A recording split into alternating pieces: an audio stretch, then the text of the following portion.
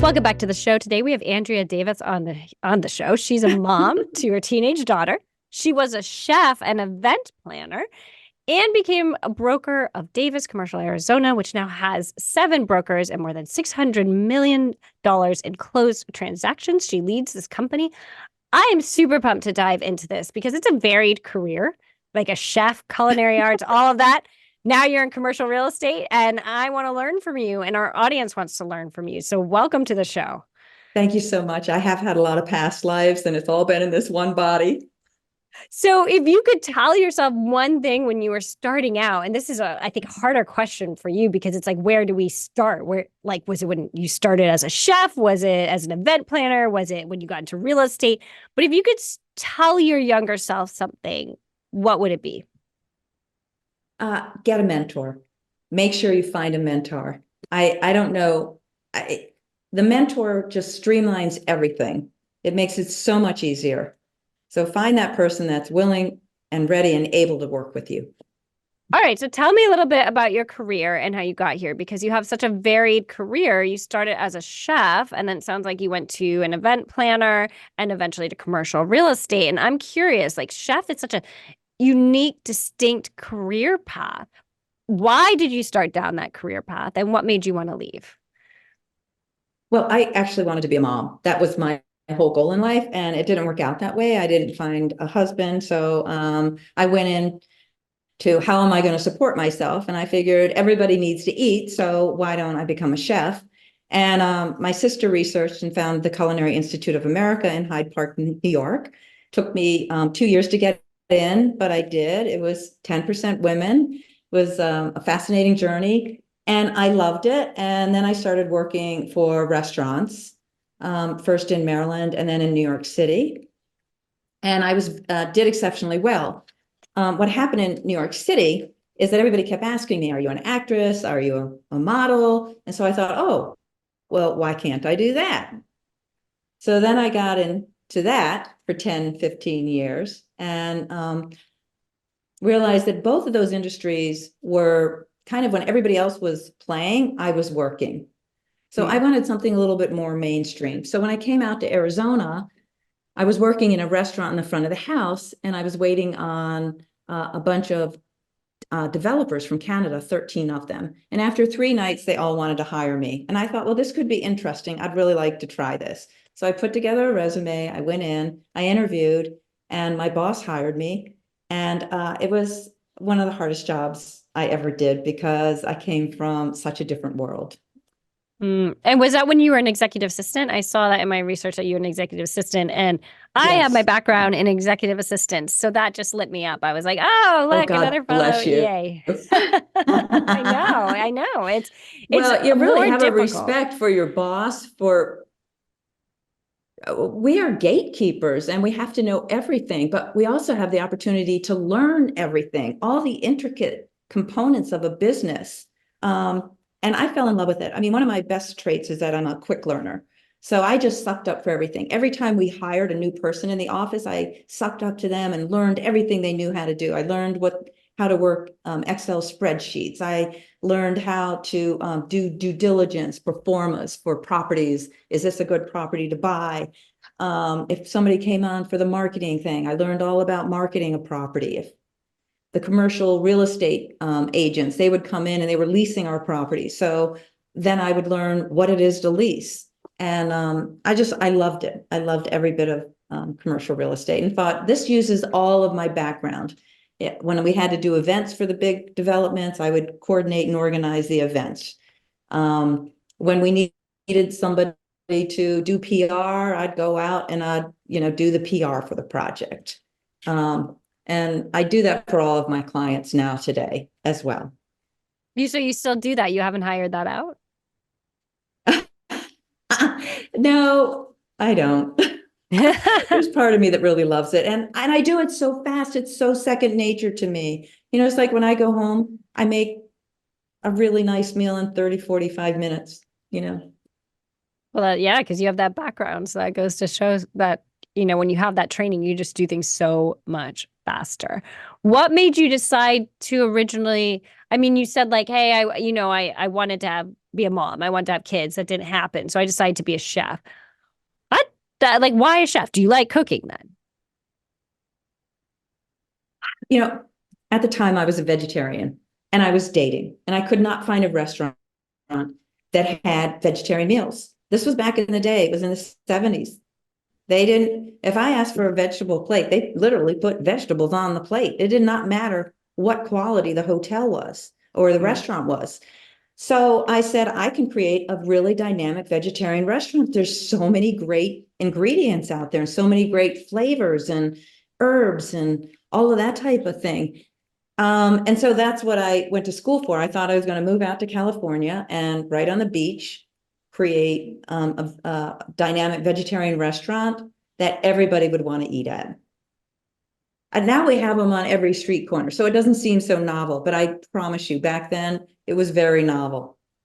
Yeah, that's funny because my first thought is like California is the first place I would think of to have like tons of vegetarian restaurants littered everywhere because they're just so eco-conscious out there and into vegetarianism. So okay, let's talk a little bit. Yeah, let's talk a little bit about your business as it stands today and how you grew it. I mean, you have a book as well, Simplicity, which neutralizes leasing fears. Yes. And it's a commercial real estate Yes. guidebook. You've grown your business. Let's see, it says the firm has grown to 7 brokers with more than $600 million in closed transactions and a 5x increase in property listings in last year. So it's like you've just taken off. Tell me a little bit about your business and where it stands today and how you were able to grow it. My business has grown very organically. I started out about 12 years ago. I left the big houses. I had my daughter was 6 years old. She came to the office and said I had to move from one office to another because there was the downturn and my company basically went under that I was working at. It wasn't my company, but the company I was working for went under. So I went to another brokerage house and that took me further away from home. So my daughter came to the office and she said, Mommy, I love your office, but I don't ever see you anymore. And that broke my heart. And I said, I'm going to open my own business. And it's really hard for somebody doing commercial real estate to do it solo because it's such a big business, billions and trillions of dollars, and big, huge companies are doing it. But I thought I have enough referrals. We have enough local companies out here. Let's see what I can do. So after 5 years, I was still in business. I was doing well. And I thought, let's grow the business. So the first thing I did was I branded my company. And I still work with that same individual today. He brands all my books. He brands all of our brochures. He brands my website. He does all my SEO. I like combining that all together into one program. He worked for big companies and didn't like that culture, so he went off and did his own. So I have a really big presence, and he's the one that helps me do it. When my budget has to get tight, I always keep him, and I keep that marketing budget consistent because I want to look as though there's no bump in the road for Davis Commercial. I see that as essential for any business.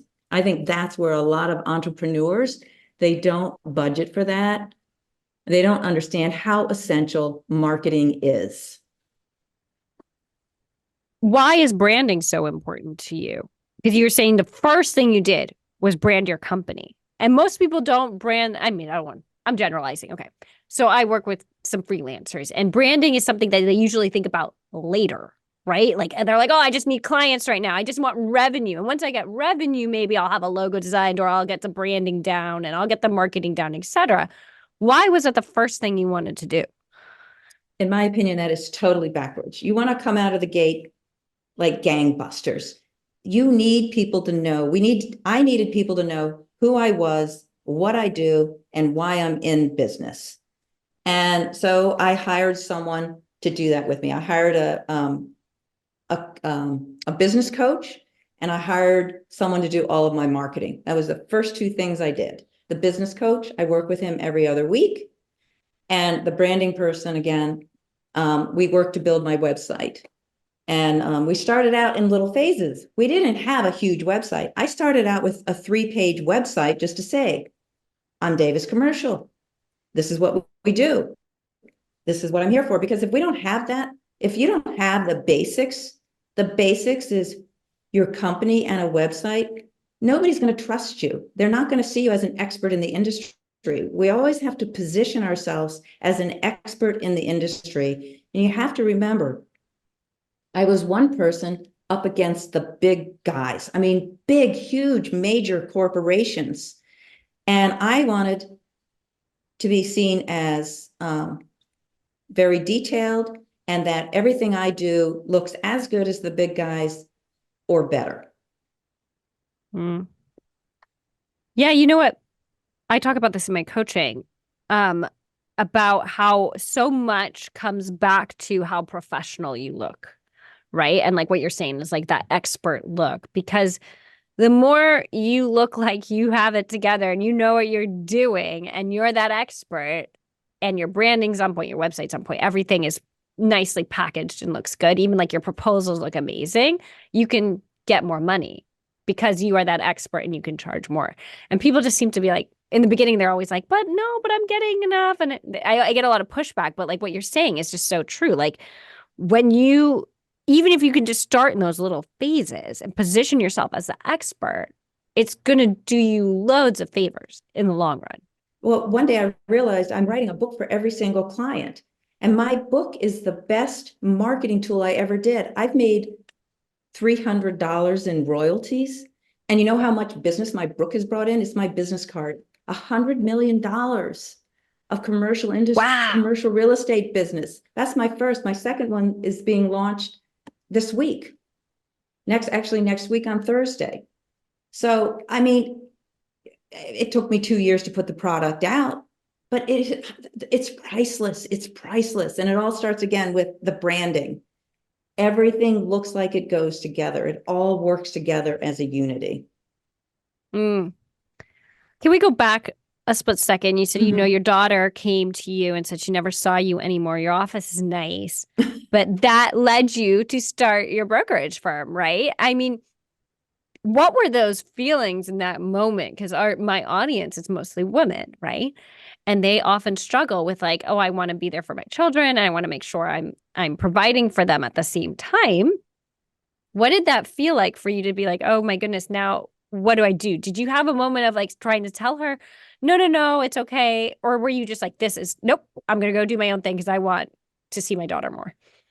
I was brokenhearted because it's always been a conflict for me. I wanted to be a mom my whole life. I have the opportunity to be a mom. And then it was like my business was cranking. Again, I was working for somebody else. And I said to my husband, if we can find a nanny that I feel can do the job as good as I can, and I can spend as many waking hours with my daughter as the nanny is, so I have an influence in her life and get to enjoy the magic of raising a child, we'll do it. And on the 12th nanny we interviewed, we found someone that was better than Mary Poppins. So we hired her. And she's still in our life today. My daughter's 18 and she is still in our life. She stayed with us for 10 full years and we love her like family. So I was able to see my daughter when I was living in Scottsdale, close to my home, for breakfast, for lunches, sometimes in the afternoons, going to the zoo, going to the botanical gardens, and in the evenings for dinners. I also knew that my daughter, as all these future generations are growing up, they have to make a decision. Are they going to be a stay-at-home mom, or are they going to be a working mom? Or are they going to have children at all? And I said, I want my daughter to know that she can do both, that she does not have to sacrifice a career to be a very good mom. So that's what I did. So I made the choice to be a working mom. And it broke my heart when she said I wasn't home. So I went in and I told my designated broker and manager, I said, that's it. I'm wrapping up my business. Here's my 2-week notice. And I really didn't know what I was going to do. I knew I was going to write a book, and I did start writing a book. It was a sci-fi fantasy, and then it came in, and I actually ended up doing 2 business books. But I just, if I had to sacrifice raising my child for being a businesswoman, I would have given up my business in a heartbeat. There's no question. No question. That's amazing that you were even able to give your notice that day. That's, Well, I mean, do I have that right? Like that day after that she day, said that? I didn't even think about it. It was like, oh my God, what did I do? I've waited my whole life to raise a child. And what am I doing here? Where are my priorities? Mm. Yeah. Why did you always want to be a mom? Because you've said that so many times throughout the interviews. Like, I just wanted to be a mom. And now you're finally a mom, right? Like, we've gotten to that point. But why was that your sole ambition? I asked coming from a place of curiosity because that was never my sole ambition. And it's fascinating to me to see. Not that I didn't want kids. I did want kids, but I also wanted a career. I knew very Right. much I wanted a career Yeah. as well. Um, I think it's part of our DNA, what we come in with. I'm also a Cancer. They're very, I'm sorry. No, I don't know why no, this is bringing emotions in. I it's wanted okay. 20 kids and I would have raised 20 kids. I didn't have that opportunity, but I do in different ways. I've raised a lot of boyfriends. Now, the youngsters that are coming into the industry, I have an opportunity to make a difference in their lives and help them mature into the businessmen that they want to be or businesswomen that they want to be. And I really appreciate that. I mean, God treats us all differently, and we do get to accomplish everything we want to do. It might not come in the package that I see it as, but I know that I am walking my path, and I'm very happy with that. And I love that, for someone who just always wanted to be a mom, you did get to have a child. That is amazing and wonderful. And I know I've gone through pregnancy issues myself. And I know that I don't want to say anything like more thankful for my friends because that's not true. But I have a level of understanding, like maybe someone like you too, who like you just always wanted to try, you always want to try, and you finally get it. And there's just this extra level of depth that you just feel so grateful to have your daughter, or for me, like both my kids, after going through like so many difficulties. It's just this added depth that I'm not sure people who just had it all come easy can really understand, if that makes sense. And maybe that could also spur some of your decision and being able to be like, okay, well, I'm just giving my 2 weeks notice right now because this is not aligned with what I wanted my entire life. Mm-hmm. So I So think that you have makes two sense. kids? I do. I have two kids. Okay. I have a 7, almost 8-year-old. Mm-hmm. By the time this is released, she might be 8. And my son is 2. Oh, So congratulations. yes. It's the So best thing in the world. It's the best thing in the world. So yeah. I had a very difficult time. First I had to find the right partner in life. And then we couldn't conceive. So I did the in vitro, and that didn't work for us either. And I really didn't ever think adoption was an open door for me. And then I realized I had no other options. If I wanted a child, I was going to have to look at something that I thought was, I don't know why I thought it was taboo. I just don't.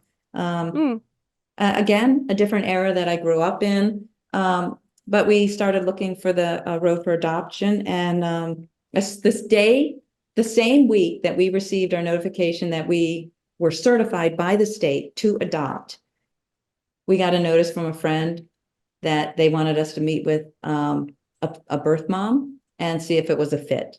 Oh, wow. Yeah.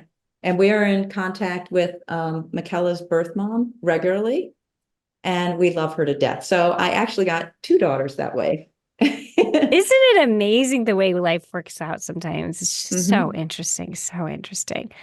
So on that note, how did you manage your business and personal life?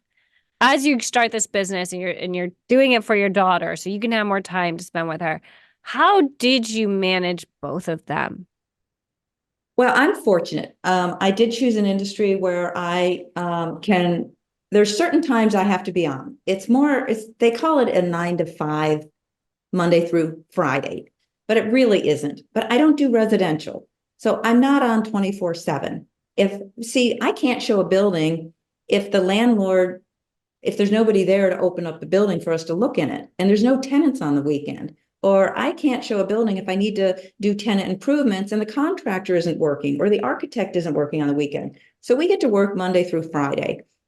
Plus, if I have administrative work or paperwork or contracts to review, all that kind of stuff, I can do that early in the morning. So a lot of times I get up early in the morning, I get on my computer in my pajamas, by the way.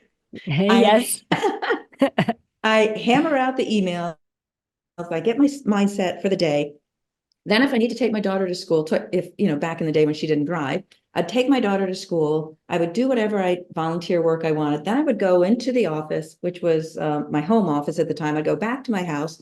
And then I would get online and start doing things, whether it was Zoom calls, whether it was in meeting persons, on location and everything like that. So while she was in school, I did all of the thing that required my interaction with individuals. Then I would go pick her up. She'd come home, she'd do her homework, I would do some more work. And a lot of times it was, after she went to bed, I'd get back on and finish my searching for properties so I could do a tour the next day, or figuring out a marketing or the brochure. So a lot of the stuff that I do is before my daughter wakes up, or after my daughter would go to bed. Yeah, yeah, yeah. I hear that a lot, especially from moms who have children. What are some effective time management techniques that you can share with fellow women entrepreneurs that have worked for you over the years? Well, as you know, I love to cook. So quite often I'll get home, maybe around 4 o'clock, I'll be on a conference call, and I'll just be making dinner while I'm on the conference call. I don't need to look. I mean, I'm a chef. I know how to, chop up a carrot without cutting off my fingers. They don't even know I'm cooking. And nowadays, I don't care. I just say, hey, this is what I'm making tonight for dinner. What do you think? And they're like, oh my God, I wish I was there. So that's one of my time managements. And I'm a list maker, right? I do that for two reasons. I want to be super organized. When I get in, I'm just boom, boom, boom, boom, boom. Let's get it done. Anything that's on my inbox that's unread or that's there, that means I have to do something. It's an action item and I need to get it done. So I go in very focused and I just knock it all out. And I love check marks. So if I do that check mark, it says, Yes. I got it done. That's my way to say, hey, good job, girl. You got it done. Go on to the next task. But for me, making lists is absolutely essential for me to stay on target and stay focused. I am definitely one of those people too. I like inbox zero. And so if it's unread, it means it's not done. And even if it sits there for 3 weeks, it means it's not done and I got to get it done. And Exactly. And it drives me crazy. Oh, and the 3M sticky notes, like I'll stick those yeah. on my computer. I don't like clutter. So if I have that clutter, it says, got to get it done, right? Oh, Because I yeah, yeah, want that yeah. sticky note off of my computer and in the garbage. You might appreciate this for those who are watching YouTube. I'm going to pull this up. It's a sticky note, but it's a to-do list Oh, sticky note. I And there's love like, see the it. little boxes where you can check stuff off. Oh, I'm going to get some of those. Thank you. I love them. They're very satisfying to know, like today. Oh, and then you might like this too. Okay, so I've upgraded, I've up leveled. Okay. This is called the Full Focus Planner.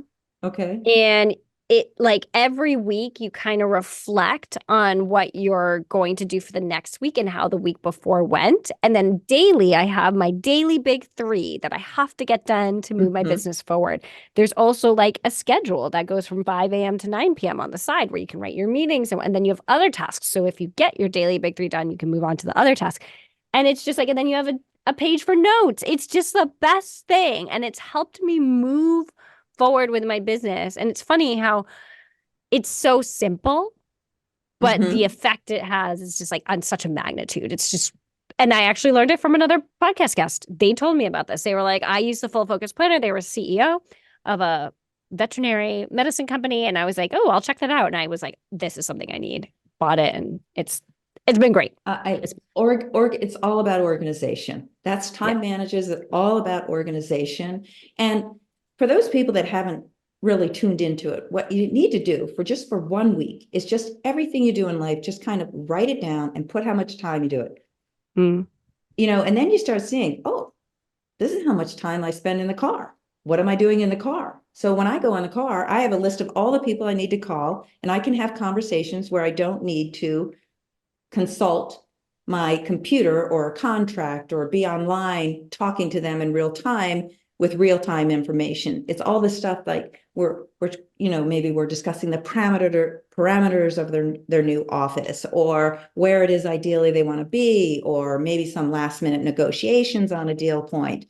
I make sure that my car time is used exceptionally well. Some people like it for downtime. They like to listen to podcasts. They like to listen to music to chill out and get ready for their next event.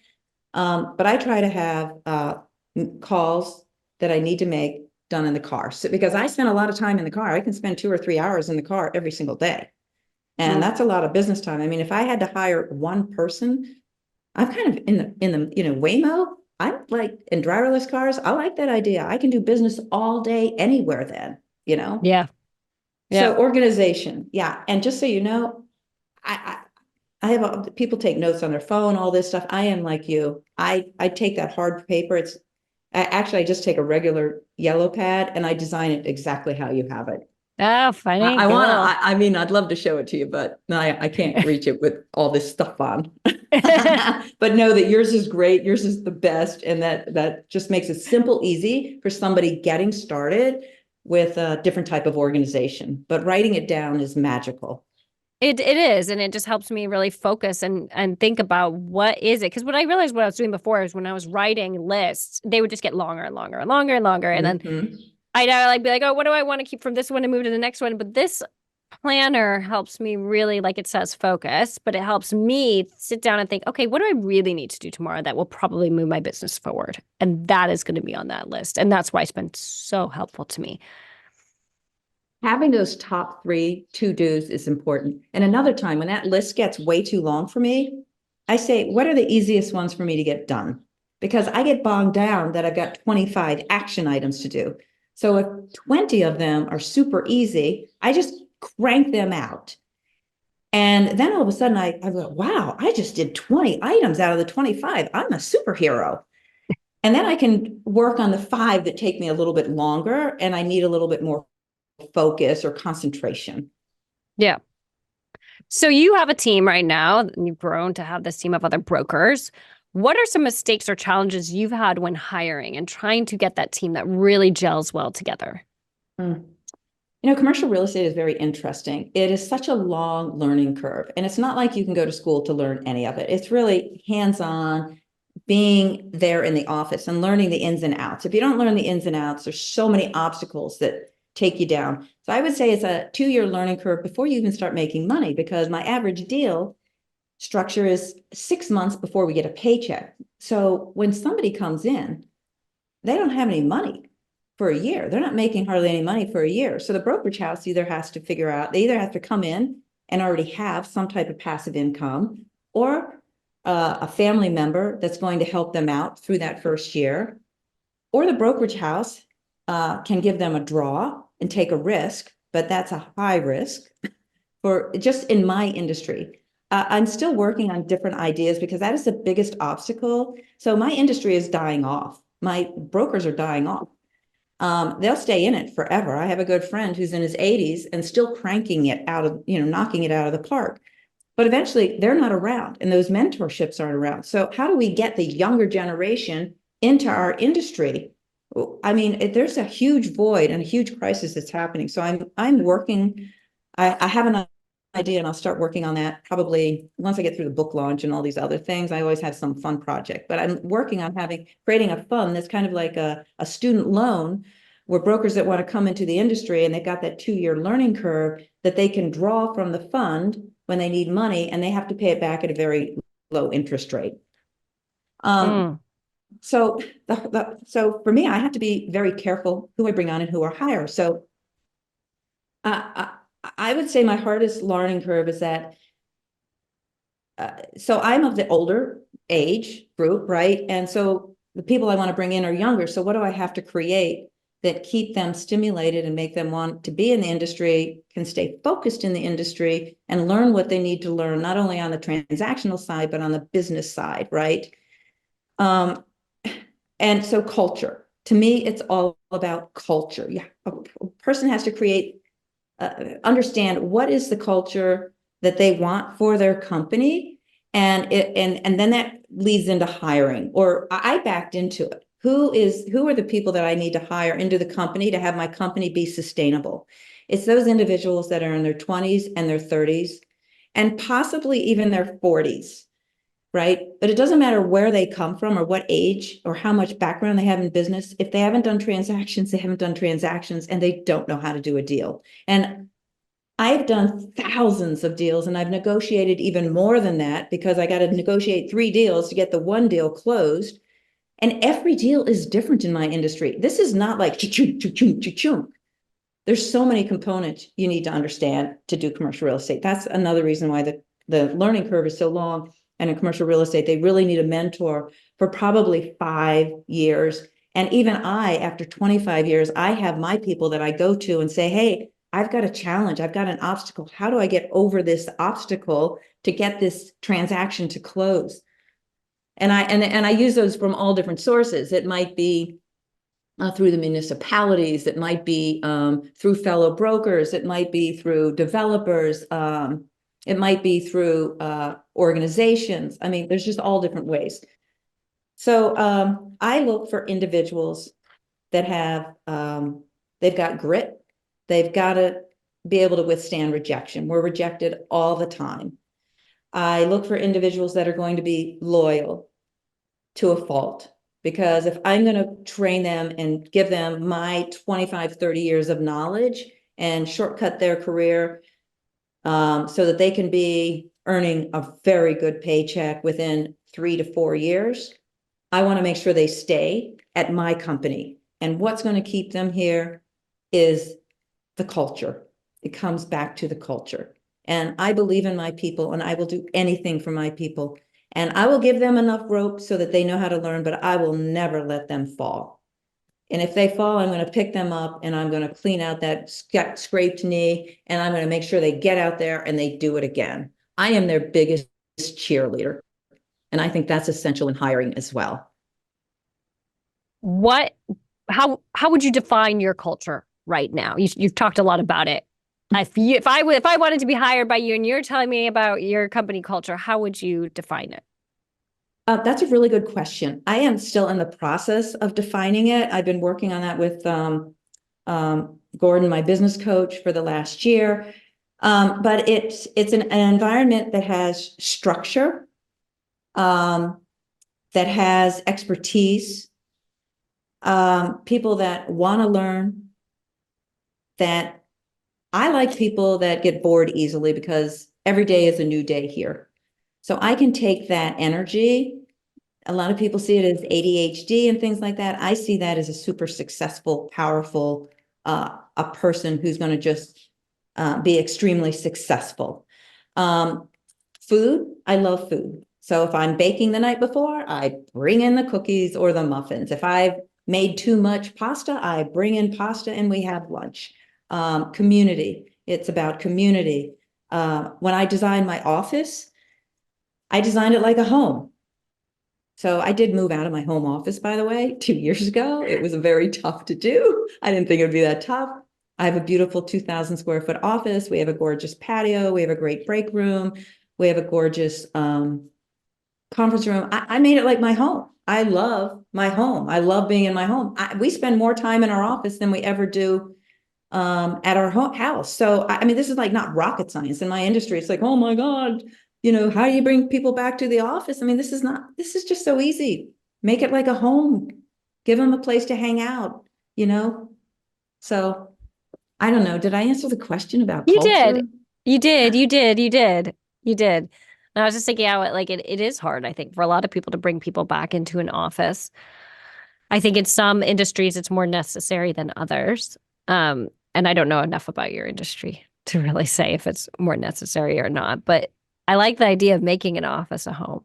I know that pre-pandemic, a lot of the cool tech companies were trying to make it so that you would never want to leave the office, right? It was just such a cool place to be that you never wanted to leave. And there was definitely an appeal in that. My husband worked in one of those companies and it was always so much fun to go there, right? Because it was like almost like an attraction, like a theme It park or was. something. Yeah. And that's what it should be. I mean, people should enjoy going to the office. They should get up in the morning and smile and say, hey, I'm going to go to the office. It's going to be a great day. We're going to learn super fun things. I've got great transactions to do. I mean, my industry is great because we get to spend at least 50% of the day outside of the office if we want. So we have a great, so I'm always like with the new hires, I make sure they get involved in networking groups. I make sure that they go to some of the super fun events. One of them is the title companies will put on every month a pickleball league, so it's like, come on, let's go out, let's be a pickleball league. I'm very competitive. I didn't realize that growing up, but as I started doing business, I'm like, I want to win that deal. so I'm pretty competitive. So yeah. No, I like that. I like all of it. If you, what do you think is like one of the biggest mistakes that you've made in your business while growing it and scaling it? That's a good question. I mean, I've had a lot of obstacles. I'm like, oh, what did I really do? Um, this whole thing growing the company, it's still an experiment. I mean, truthfully, when I'm working by myself, I can just, get things done. When I'm training, I've had to slow. The biggest mistake was not calculating what the financial cost would be to the business to hire and bring on new brokers. Because In a good literally, or I've had bad to, way? In a good or bad way? Like, because there can be, well, like, oh, I should have hired people sooner. That was a huge financial mistake because I was doing it all myself and I could have had more time. Or is it like a bad way where you're like, wow, this is costing the company so much money and I didn't realize it? really good questions. It's the latter. I didn't budget for like a whole, so like all of a sudden I was just cranking out the transactions, and then I brought a young junior on, and then I was explaining everything. So everything went down to halftime. And you just can't do as much business when you're training someone. So now it's evened out. So if you look at the long picture, and here's another great thing that I would recommend to individuals looking to grow their business. Not only have a business coach, I keep him, Gordon, around so that I stay focused and on track, because ultimately we're entrepreneurs, we're visionaries, right? And we're just like, oh, this is a great idea. This is a great idea, but we can't do all the great ideas. So I put together a 1, 2, and a 5-year plan and a 10-year plan. And every year we go in and adjust the 1, 2, and 5 and 10-year plan. So it's this hiring young brokers is probably a 5-year plan. I've got 2 new juniors I'm working with right now. I want to hire another 2. So one mistake I made is when I hired the first gentleman. And I love him to death. He is great. I mean, he's just knocking it out of the park. And we set up a game plan for him. Like, here's where we're going to start. And I always do projections for them and where you want to be in 5 years. So what I do for my company, I do for each broker, because they are an independent contractor and they have their own business. So I hired one person and I trained him for 1.5 years. Now I am going to hire 4 and train all of them at the same time. And then they're going to learn from one another. So each one will learn a little bit of something from me, and then they'll share that information with each other. So that's one way to be much more cost efficient, and also take that learning curve and cut that learning curve down. And hopefully all 4 of them will stay. Again, we never know. My industry is a tough industry to stay beyond 2 years, but then we say, if you stay past 5 years, it's your career. It's now a career. So the big mistake I'm not going to say it was a big mistake. It was just a learning curve. I didn't budget enough downtime to train the first employee, and they're not employees, but the first broker. And then the second one is, learning that a takeaway from that was train 3 or 4 brokers at the same time. So, and then when I get these 4 trained up, I'll have, what I really like is my 10, I call them 10 super brokers. I all want them to be high net worth earners. If they don't want to be high net worth, they can find a different company to be at. And then eventually they'll be creating their own book of business and have enough where they're going to have to bring on 1 or 2 people to support them in their book of business. And that's how the company will grow to the next step after I get my 10 consistent brokers trained. yeah. You mentioned off air that you work in a male dominated industry. So talk to me a little bit about the hurdles you faced being a woman in a male dominated industry. I kind of hesitate to do that a little bit, but I will. We have to be, we don't have to be, but the way I've succeeded is because I'm an expert in what I do, and I do it exceptionally well. As a mom, we have to, and a career woman, we have to be exceptionally detail oriented. We have to be highly organized because we're always doing more than one thing at a time. And then we got to go home and we got to put on a whole new face and we got to be smiling and happy. Referrals. My industry is relationship dominated and referral based. Referrals coming from vendors in the industry. I didn't realize it for years. They weren't coming my way. I was giving lenders millions of dollars of loan transactions.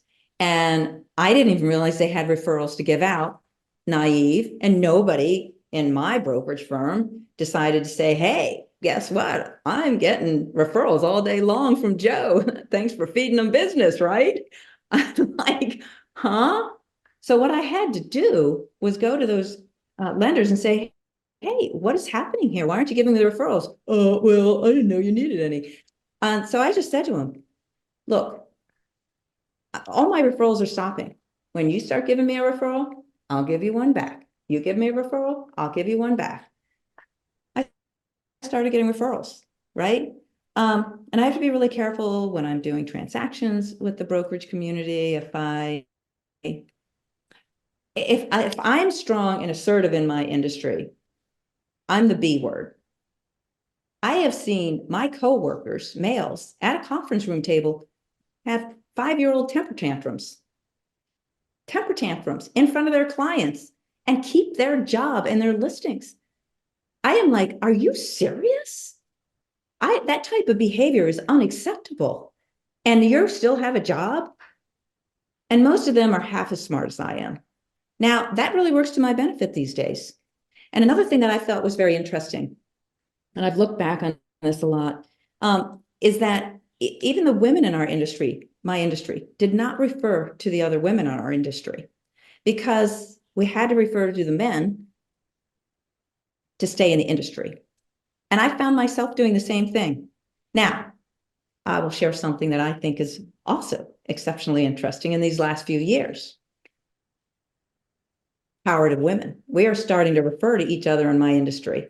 I get more referrals from women, and I have women calling me up and they'll say, I saw you, I Googled, I needed tenant representation, and I want you because you are a woman and you're a woman-owned business and you know how hard it is to be a woman-owned business. I'm like, this is a whole new phenomena that is happening in the last 2 years. Are you witnessing the same thing? Yes.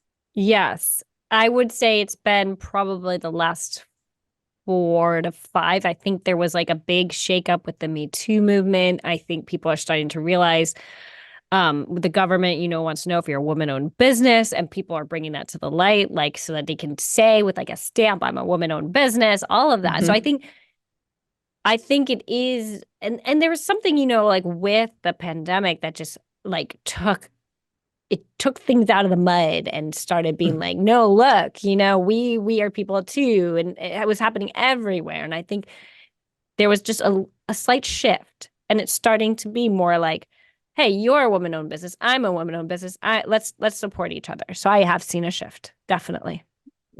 It is so awesome. It is so awesome. And there are so many powerful women out there. And I love that we're starting to support one another. And thank you so much for having me on this podcast so that we can talk about situations like this and hopefully all grow from it.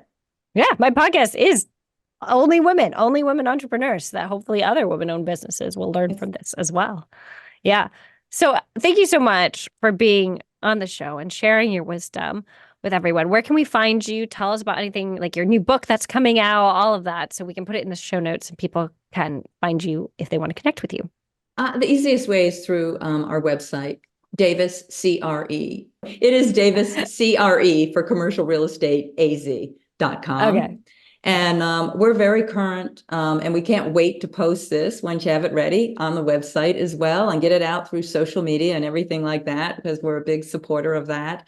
Yeah. Oh, I just want to share with the importance of for growing a business, Google reviews, having clients go in and do those Google reviews. I get so much business through Google. It's unbelievable. And being influencers on social media and getting that recognition out in the industry, so crucial. So crucial. I saw for that businesses. you were named some kind of influencer on LinkedIn, right? I thought Commercial somewhere. real Yeah. estate influencer for LinkedIn, Instagram, and then locally, I'm a good influencer locally through the Phoenix metropolitan area as well. So I tell a lot of my students about the power of testimonials, which is along the same lines, because it's the way our culture is driven now with the internet. So even if you might not have reviews like Google reviews, that might not be a thing, to have some kind of reviews on your website, it's just as important because that is the way we look. Like when you go to Amazon, what are the reviews? If the reviews are pretty good, you're going to more likely to read the reviews of what real people are saying. Same thing with Yelp, same thing with anything. You go online, you're like, what are other people saying? Is this person legit? Does this person have good reviews, et cetera, right? You're just more likely to work on them. And I've done that. Like even a few months ago, I was looking for a physical therapist. And so I go see, okay, what does a health insurance cover? Okay, it covers these four. Let me type them in. Each company typed in what were their Google reviews, and those Google reviews are what led me to pick the physical therapist I worked with. So it's just the way our culture is now and the way we've been conditioned. So it's so important. So it is. And you can't expect somebody just to do that for you. You have to make the ask. Will you give me a review? Or and just make it simple. If they don't want to write it, just write one line for them and they just have to post it. Give them the link. I mean, make it easy for people. Anyways, I don't want to dominate more time. No, makes sense. Makes sense. So what is one philosophy, mantra, or quote you try to run your business by? Walk your talk. Definitely walk your talk. Yep. Well, thank you so much for joining me on this interview, Andrea. If you're part of our audience, if you're listening to this show and you found what Andrea said informative and valuable, do us a favor and share it with a friend. Share it with someone else who could also get a use out of it, and that will help us grow the podcast. So until next time, you can find me on LinkedIn. That's where I'm most active, or tag me on Instagram to share your thoughts about the episode at the Kiri Mohan. So thank you, Andrea, again. Appreciate your wisdom. Thank you so much, Carrie. It has been a pleasure. I wish you all the success in the world.